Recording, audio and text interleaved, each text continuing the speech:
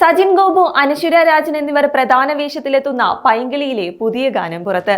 അടുത്തിടെ വൈറലായ heart attack എന്ന ഫസ്റ്റ് സിംഗിളിന് പിന്നാലെ പുറത്തു വന്നിരിക്കുന്ന ഗാനം ഏറെ വ്യത്യസ്തമാണ്.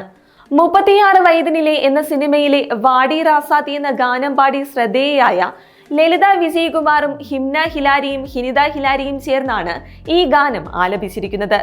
ഗായകൻ പ്രദീപ് കുമാറിന്റെ അമ്മയാണ് ലളിത വിജയകുമാർ. വിനായക് ശശികുമാറിന്റെ വരികൾക്ക് ജസ്റ്റിൻ വർഗീസ് ആണ് ഈണം നൽകിയിരിക്കുന്നത്. കൂടാതെ സിനിമയുടെ ട്രെയിലറും വൈറലായിരുന്നു. തികച്ചും പുതുമയാർന്നൊരു റൊമാൻറ്റിക് സിനിമയാണെന്ന സൂചന നൽകുന്നതായിരുന്നു ചിത്രത്തിന്റെ ട്രെയിലർ. വാലന്റൈൻസ് ദിനമായ ഫെബ്രുവരി 14-നാണ് ചിത്രം റിലീസ് ചെയ്യുന്നത്.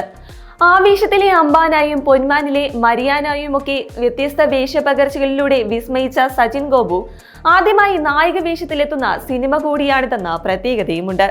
കൂടാതെ നടൻ ശ്രീജിത്ത് ബാബു സംവിധാനം ചെയ്യുന്ന ചിത്രത്തിൽ ആവേശം സിനിമയിലൂടെ ശ്രദ്ധേയനായ റോഷൻ ഷാനവാസ് ഉൾപ്പെടെ നിരവധി താരങ്ങൾ ഒരുമിക്കുന്നുണ്ട്.